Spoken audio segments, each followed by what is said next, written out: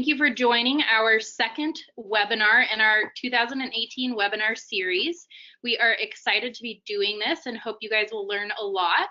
If you can see the chat box to your right, that will be where we'll ask you to ask questions during the presentation. We will have a question and answer session at the end where you'll be able to unmute yourself and ask those questions later, but wait until that point to unmute. So we will go ahead and get started. I wanted to do a quick round of introductions for who is going to be talking on the call today. My name is Farrah Salisbury, and I'm the Donor Outreach Manager at Shadhika. We also have Janet Gray, who is a partner at Jepson Gray Sakai in Seattle, and she is also a Shadhika board member. And then we have with us today is our outside expert. Her name is Alexandra Erickson. She's a community outreach director at the Human Trafficking Center, and we're going to hear more about both Janet and Alexandra as we get to their perspective parts of the presentation today. Just put some faces with names and voices. For our webinar series, we are doing quarterly webinars. So if anyone joined us for the January 2018 webinar, we talked about our Gather for Girls program. This webinar today is about human trafficking, and we're speaking with Alexandra about that. Our next webinar will be in July of 2018, and that is going to be focused around child marriage. And then our final webinar of 2018 will be in November, and we're going to be discussing violence against women. So keep your eyes out for more information about those upcoming webinars. The agenda for today, we are going to hear a story about a young woman that Shadhika works with named Radha from Janet, and then we're going to move into the bulk of our presentation, which is going to be hearing about human trafficking from Alexandra. We're going to be talking about what Shadhika does to address the issues that are facing the young women that we work with in India as they relate to human trafficking. And then, like I mentioned before, we'll be moving into a question and answer session. So we're going to start by hearing from Janet. We're going to hear Radha's story. I want to give a brief introduction on Janet. She has served on the board of Shadhika for the past 6 years, and most recently served as the chair of the board, and that was in this past year. Janet became involved in Shadhika when her family first volunteered in Kolkata at one of Shadhika's grantee partners, New Light. During her first visit to India, Janet and her family were so moved by the determination of the girls that they met, and that the determination required for them to overcome the hardships that they were facing and to continue to pursue their education. So that really inspired her to get more involved. And since that visit, she's been to India 4 more times visiting Shadhika projects. So she's aware of what Shadhika does, and that's why we have her here speaking today on Radha. So Janet, do you want to take over? Oh, I'm going to take over, and let me tell you a little bit about Radha, and that is not her real name. This is a quote from her. Quote, "I still have the lingering smell on my nose, sweat of countless men I had to entertain, smoke of cigarettes, fragrance of pond powder, abusive words that hurled on me like a hailstorm. Life was a never-ending pain, both mentally and physically, a cycle that was never ending, a life devoid of love, compassion, and even a simple smile." Radha was born into a large family in Rajasthan, which is in northern India. Her father worked as a seasonal farmer and made the equivalent of $126 a year, which left her family starving for 1 meal a day. Radha and her siblings never went to school and lived without the basic necessities. One day a girl, and this is sort of a common story, one day a girl, Sarmoni, returned to the village. She said she had been working as a housemaid in Delhi. She told Radha that she could also work in Delhi and make good money.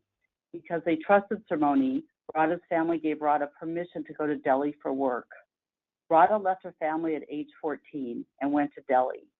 She says that she was terrified to leave her village and her family, but that she thought of her family's pain and hardships, and that compelled her to go. After arriving in Delhi, Sarmona took Radha to a place in the city where Radha was sold for the equivalent of $78. She was then beaten and made to do the most humiliating work. She says she felt stigmatized and thought she could never go back to her family, so she took to excessive drinking. Radha's family had not heard from her in 3 years, so they contacted a local NGO to ask for help in locating her. The NGO contacted STOP India and asked for help.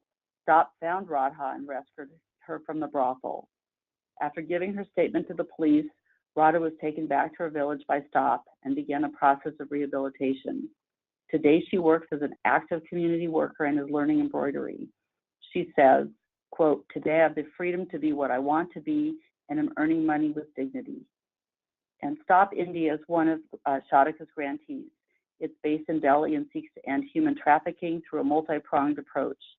Shadhika is supporting their efforts to launch a handicraft and textile business for 15 survivors so they can become economically self-sufficient.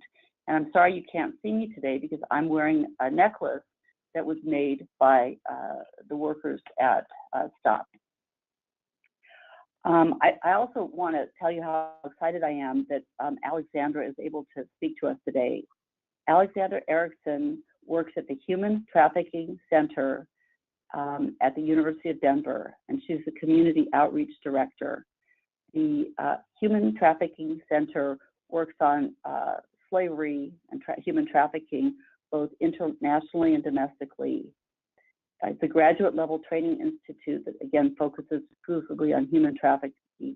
It was established in 2002 and is comprised mostly of graduate students and 2 faculty members.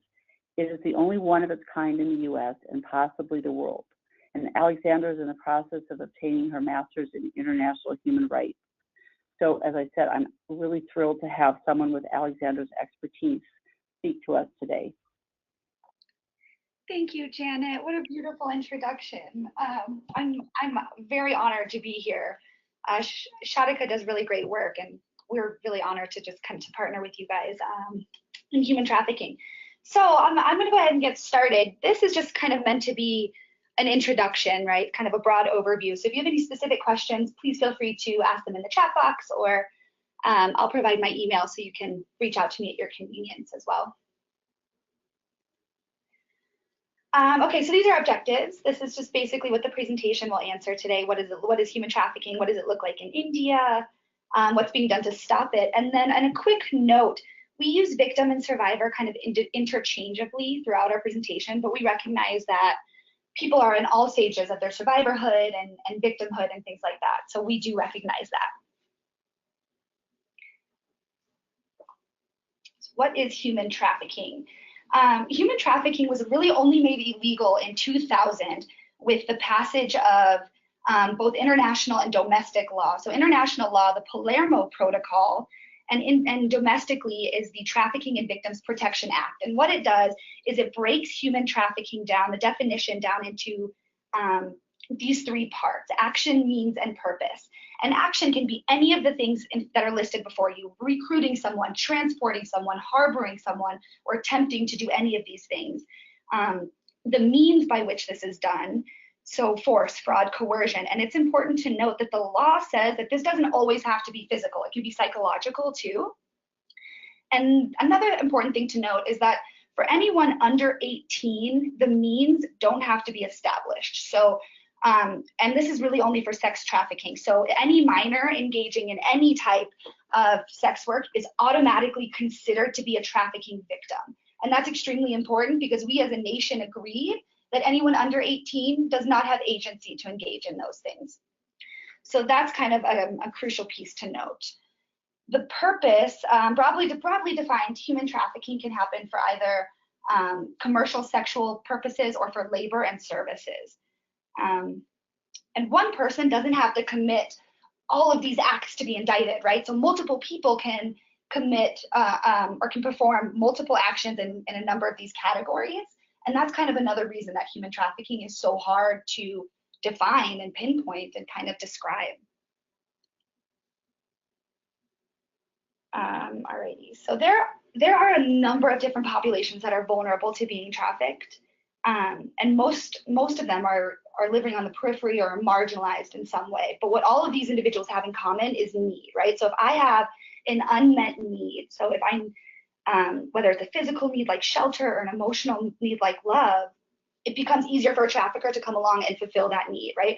And whether or not they actually fulfill that need is irrelevant, because they already have the leverage that they need over me to make me, or to coerce me, to trick me, to fraud me into whatever, to doing whatever it is that they want. And who's being trafficked is important to talk about, because it's so often manipulated and kind of distorted by the media and things like that, in part because they're not experts on the subject. You know, they're not malicious or anything like that. But movies like Taken, while they help raise awareness of the issue, they can also reinforce kind of several critical misunderstandings that shape what advocates and the general public understand, and so what we advocate for, the kind of policies and things like that. When media portrays only sex trafficking of women and girls, for example, the risk is that labor trafficking and other vulnerable and exploited individuals don't get the attention that they need. Because it is men, it's women, it's boys, it's girls, it's transgendered individuals who are all targets of human trafficking. So this first slide kind of gives us information in regards to children and adults. The two pie charts break it down between labor and sexual exploitation. But what's important to note is that regardless of the type of exploitation, we can see that it's about 1/4 children and 3/4 adults. So I'm curious to hear your opinion on what percentage of trafficked persons you believe are female. So if anybody's interested in putting an answer in the chat box to the right. We would love to hear your thoughts on this question and make our webinar today a little bit more interactive. So go ahead and try this in the chat box. We'll wait a minute or so to see if we can get some answers, some guesses.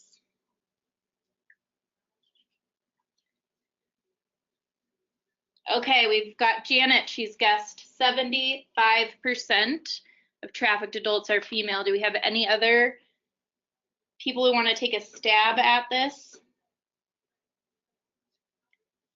61%. We have a guess.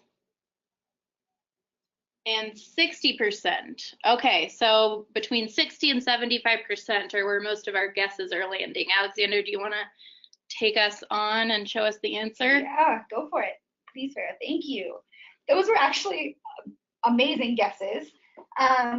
We did break it down into labor and sexual exploitation. And as you can see, why this is so fascinating, when you look at the left with labor exploitation, men and women are relatively equally exploited for labor purposes. But looking at the right, it's primarily women, right? Although 1% of males, including young boys, are exploited for the purposes of commercial sex. And what's even more incredible is that all of these numbers are expected to be vast underestimates, right? And especially for males, because men are much less likely to report and less likely to have their situations investigated. And also because males in human trafficking are far less likely to be studied.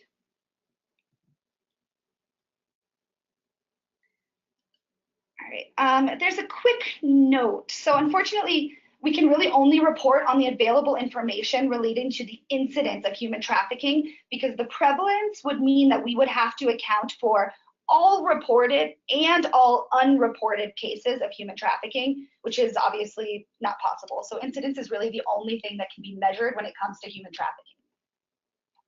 So we have a question from the audience. Does adult mean over 18 in these contexts? Adult does mean over 18. However, adult means 18 and over. However, in these pie graphs, this includes all trafficked persons. So male includes boys and men, and female includes girls and women. Does that answer your question? Okay. Fabulous. So why does trafficking happen? This is fascinating because this is contrary to kind of common discourse, right? In this pie graph, you can see that sex trafficking, while it gets the most attention, is only about 20% of the problem. And remember again, so categories can overlap. Like the divisions really aren't as concrete as we'd like them to be. So oftentimes, those who are exploited for labor are sexually abused as a form of control, and similarly, those who are exploited for sex work may be made to traffic drugs or forced into domestic labor. So the lines really can be blurry. Yeah, so let's move on. So state imposed labor is about 17% and labor exploitation is about 60%. And it is important to note the difference between human trafficking and smuggling. Human trafficking is when people are transported or exploited against their will, whereas smuggling is when an individual chooses to be transported. So that consent piece is hugely important between those two. Forced labor. So with these kind of misconstrued ideas of what trafficking is, people might be unaware that trafficking is more than just for sexual purposes, that labor trafficking also exists and that it occurs in numerous industries, from agriculture and manufacturing to restaurants, hair salons, that kind of things. You can see here on the screen the number of different industries that are involved. And no two stories are the same. No two paths are exactly similar, right? In reality, human traffickers prey on people who are hoping and are looking for a better life, and most often have a lack of employment opportunities, right? So migration and this need to migrate compounds those vulnerabilities because immigrants and migrants just have inherently less protections available to them. So it kind of makes the conditions perfect for things like debt bondage, which is this is a huge means by which people are trafficked in India specifically. And debt bondage is basically an arrangement whereby a person is forced to work off a debt, whether it's legitimate or not. It really doesn't matter. And then if something occurs in which that person is prohibited from paying back that debt for one reason or another, that then becomes bonded labor. And that's something that very few people ever escape out of. And it's something that kind of relegates future generations to bondage as well. So these are pictures of traffickers, right? So movies are so quick to kind of depict Americans as heroes and others as villains. But in reality, it's really a wide range of criminals, including family operations, small businesses, loose-knit criminal networks. Anybody really can be a trafficker. And it's not an industry that's really run by one specific group or type of people. It's a practice that can cut across virtually all borders, all societies. And so these pictures are really meant to break down the stereotypes. It can be of men, women, any age, any ethnic, racial, cultural background. They can be of the same cultural background as their victim or a different one. There's no typical profile. And in the interest of time, I'm going to kind of skip over these stories.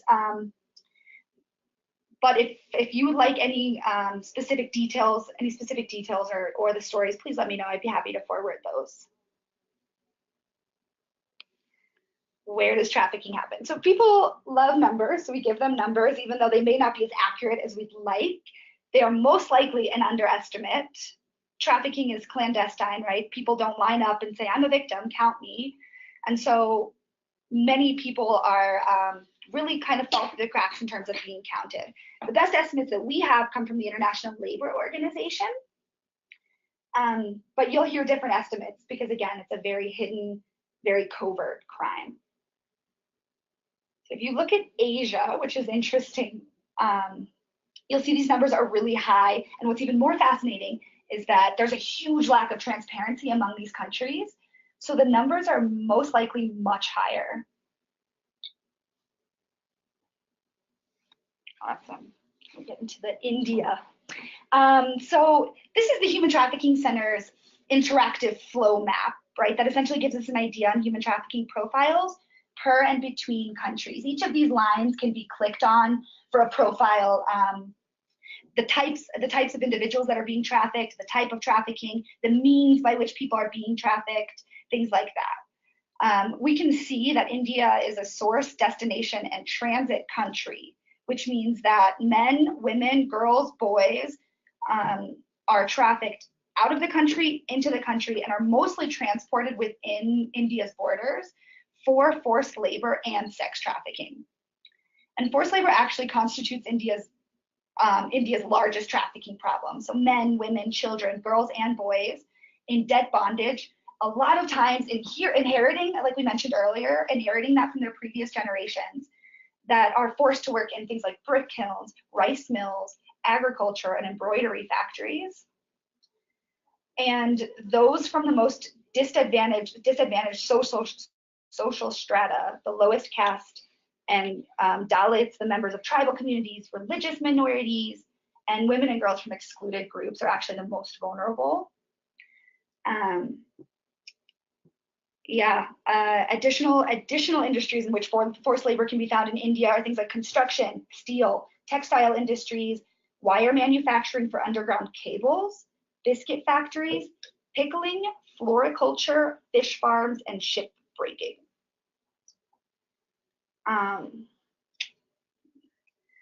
So here are a couple of statistics about human trafficking in India. We can forward additional information if anybody's interested. But the Indian government has released new data that shows reports of human trafficking rose by almost 20% in 2016 from the year before.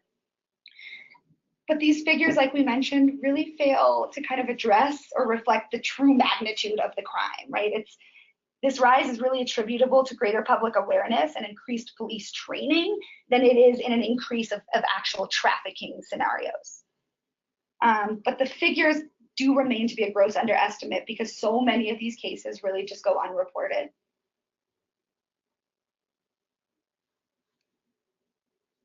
What is being done? So the US State Department has the Office to Combat and Monitor Human Trafficking, and that's lovingly shortened to the TIP office. And so they measure the progress of our country, of the United States, of the United States and other countries around the world based on the framework of these 4 Ps: prevention, prosecution, protection, and partnership.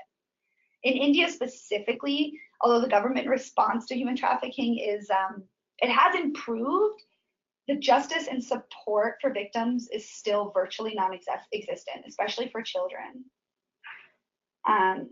The government has introduced an online platform to find missing children. They've signed pacts with nations, with surrounding nations. They're training authorities.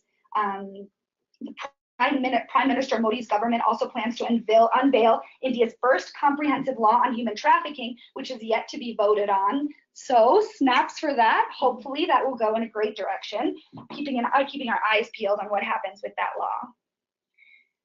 And the Human Trafficking Center, this is our response to the TIP office's protections. We believe in causes, conditions, cures, communities. So the idea that without understanding the causes and conditions of modern slavery, we can't possibly get to the cure. So we can see that it's a super complicated issue. So naturally, it won't be easy to solve.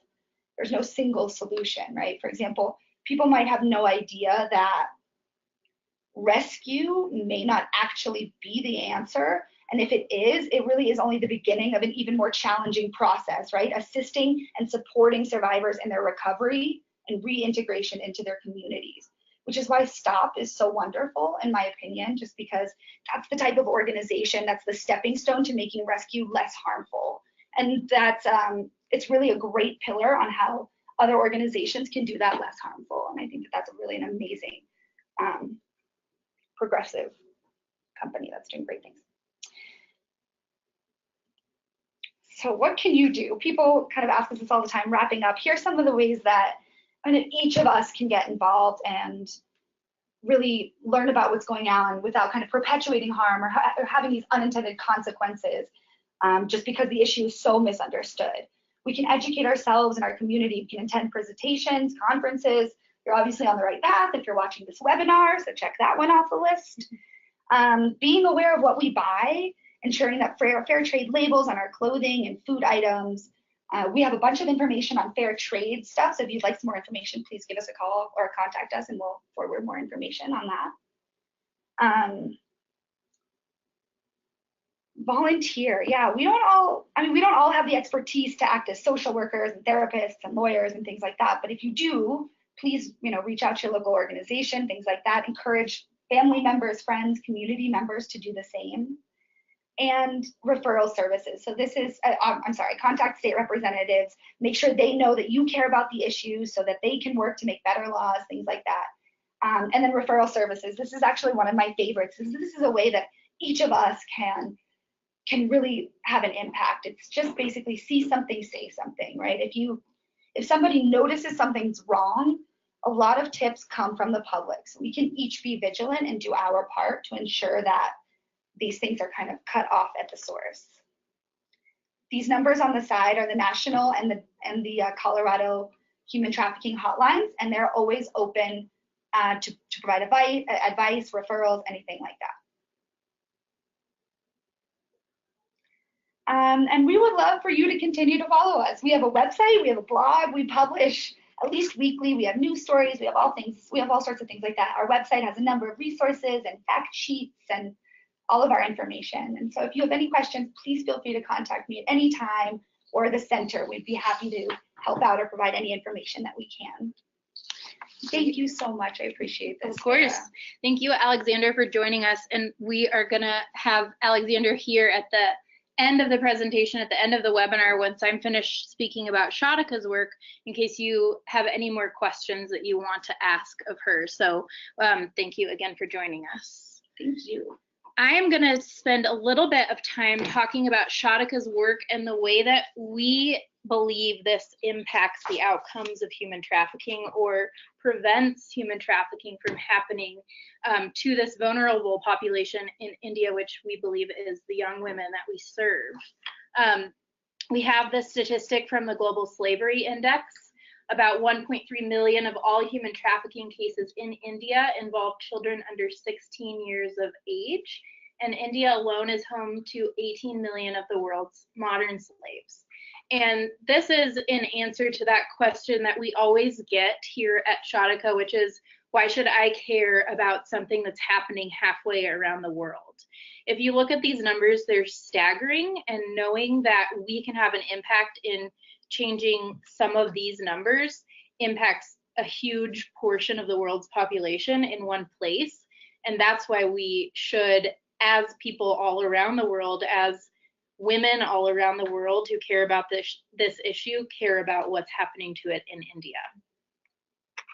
So the first way that we are here at Shadhika working to combat human trafficking is what we are doing with our program in Stop India. This is a photo this year's donor trip that happened in January, where some of our donors were able to go and visit the young women who are enrolled in the program at Stop. Our program there is to provide job readiness training, and it's for young women who have escaped from trafficking. So these young women have been brought to this center or come to this center on their own to pursue these life skills outside of what has happened to them. So I wanted to share a quick story about a young woman named Savita. She came to Stop when she was 16 years old. She was found in a park by the Delhi police, and she had been severely beaten. But to this day, even, it's been a few years since she came to Stop, she refuses to speak about her past. We do know a few details. We know that she was trafficked, and it most likely was by her own family. And she came from Nepal and landed in New Delhi to do domestic work. So this goes back to that stat that Alexander shared with us, that 24% of people involved in human trafficking have been trafficked for domestic work, and that seems to be the case with Savita. When she first came to Stop, she was completely withdrawn. She didn't engage with anyone there. She seemed to be angry all the time, which is as can be expected after the situations that she was in her early life. She is 19 years old now, and she's been part of the project at Stop for the last 3 years. She's learning pattern making and stitching, and she's discovered that she has a huge talent for finishing work and quality control. And that discovering her talent in that way has made her much more confident in herself. And that's really the outcome that we like to see the young women at Stop reaching. We have just learned actually earlier this year that she's working as a trainer for the next class of young women. So she's become self-confident enough to pass on what she's learned in addition to using what she's learned, which is a huge step. I mean, I don't know that I would take on the role of a trainer, but that is an amazing outcome for her. She's also learning the back office responsibilities of STOP, potentially being groomed to work at the program moving forward once she's graduated. And just a note from Kim, who has been visiting her every year since she came to STOP. Kim wrote that this past visit this year, Savita actually came up to her when Kim entered the room, gave her a big smile and a hug, and asked her how she was. And Kim said that was the first time that she had been directly addressed by Savita. So that is just one example of how this job readiness training that Shadhika is working to provide is addressing this issue.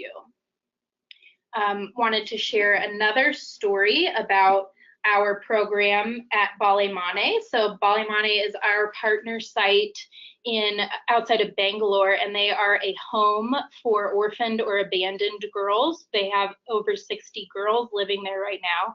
And one of the things that we do with Bali Money is provide college scholarships to young women so that they can pursue degrees. And while this doesn't necessarily, you wouldn't see this and immediately think there is a correlation between this and human trafficking, what we're doing here is providing opportunities in their lives so that they do not have to turn to things like debt bondage, which Alexander was talking about. I wanted to share a story about a young woman named Divya. Her and her sister came to Bali Money 8 years ago from a slum community in central Bangalore. They had a mother who was struggling to provide for their family as a domestic worker, and an alcoholic father who took most of her mother's wages.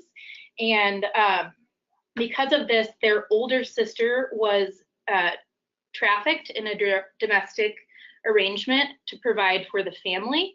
And in order to avoid this situation for themselves, these two girls actually came to Bali Money and requested help, and now have been living at Bali Money so that they could get out of that situation.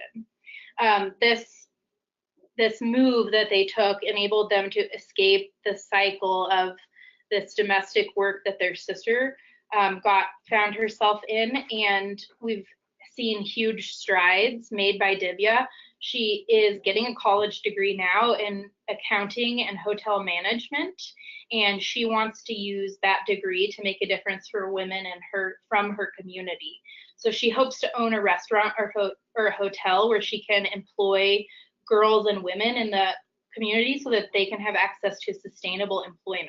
And she will actually be graduating from college this year. So to see where her life could have gone based on what had happened to her family members and see where she is now, we can see that intervention that Shadhika was able to provide through Bali Money is a source of change in her life. And that's where we hope to see these programs stepping in at an early stage. And just because 3 is a wonderful number, I'm going to give a third example of the work that Shadhika is doing. And this example is coming from Dibala, which is in Mumbai. I'm sorry, it's actually in Kolkata. I should have changed that slide. Dibala is an organization that operates on a safe spaces model. They are an after-school program where children of prostitutes in the largest red light district in Kolkata are able to come as an after-school program. The goal there is to provide them a safe space to come after school to avoid joining the business that their family members are in. So the idea of these safe spaces is that they'll successfully build girls' self-confidence, provide them with knowledge of their own agency, and help them learn that they can be self-sufficient. And all of these things combine together to allow them to thrive. It's a great alternative for girls who don't have access to formal education. So the center is open for anyone to come and join. And it's a safe meeting place that allows girls to meet with their peers and share experiences that can reduce their sense of isolation and can really make these girls kind of cast away their vulnerability and provide them kind of like a group safety experience. So this program is to support the girls as they finish high school, to ensure that they do finish high school so that they can avoid either early or forced marriage before the age of 18, but also sexual exploitation, whether that is in the red light district or moving within the country for that type of work. So these are just 3 examples of the sites and of the stories of the young women that Shadhika is supporting. And all of these things, we believe, either provide early intervention, they provide a change in path for these young women so that they don't end up in situations where they could be involved in human trafficking. And then in the case of STOP, it is a direct intervention in human trafficking, and like Alexandra mentioned, provides a place to make the rescue of human trafficking a positive experience and to provide help for these survivors who have undergone such terrible things in their lives. I want to say thank you everyone for joining. If you have any questions, I would definitely encourage you to go ahead and unmute yourself and ask away. Both Alexandra and I are here, happy to answer questions on anything that we did talk about, anything that we didn't talk about, anything that you were hoping to learn from this webinar that maybe we didn't address. We'd love to hear from you.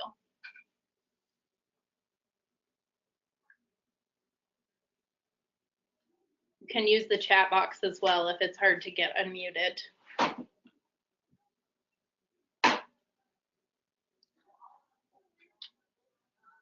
No questions? Okay, well, if there are no, oh, Martha, did you unmute yourself? Yeah, actually, yeah, I did. I've got one quick question. Will this webinar now be available on the Shadhika website? Yes, we are recording it. Each of you will get an email with a link to the recording, and then it will also be on the website. So you can watch it again, you can share it. We would encourage you to do that. We will put it on Facebook as well. And yeah, so it'll be stuck with you, Martha. You won't be able to. So I had one question. Great, thank you. Oh, and I have one question for Alexandra. Yeah, of course. So you at your program then, so if they, I mean, it sounds like you get all the information, and I might have missed this, I apologize, but when you get all the information, what do you do with it? That's a great question, actually. So we're predominantly a research organization, and so what we're trying to do is just make sure that the stats, the facts, what's actually happening is known, so that policymakers and advocates can ensure that they're advocating for the right things, so that the policies that they're helping craft don't accidentally leave people out and things like that.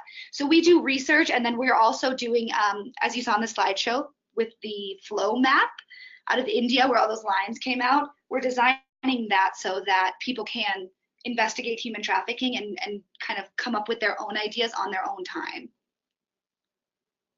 So would you, for example, so I'm going to stick with international because that's what we're involved with. So you have all this research and you know what's going on in India, for example. I mean, do you ever contact the United Nations or organizations, or do they mostly come to you? Oh, it would be nice if they came to us, but no, we reach out to a lot of the organizations. We partner with the International Labor Organization and with the State Department and things like that. So all of this research is free, it's available. We send it out to whoever wants it, even if they don't want it, we send it out a lot of times. It's available on our website. A lot of times people don't actually want to know what's going on, is what we found, that the narrative, and that's kind of the problem around this idea that the narrative doesn't reflect reality because it's kind of running away with these policies and these ideas that aren't helpful. And so that's one of the main things that we want to do, is really just clarify the story and clarify who the victims are so that those people can get the help. and that other people who don't need help aren't being forced into helpful programs, if that makes sense. Okay, no, that's good information. I mean, Yeah. and here we do a lot. I mean, locally, because in Seattle there's a lot of trafficking too, and I'm just always curious how, you know, you have all this information, and you're right, people turn a blind eye, or I keep thinking the back page, you know, everyone turns a blind eye, and so it's pretty exciting that you're able to have the information and get it to the people that need to hear. Yeah, we try to give out a lot of pamphlets. We do a lot of presentations, a lot of trainings, things like that. So we do try to educate the public. We do try to have opportunities for people if they want to get involved. We try to have like a database for all services that are available for trafficking victims and things like that, so that we can be of assistance.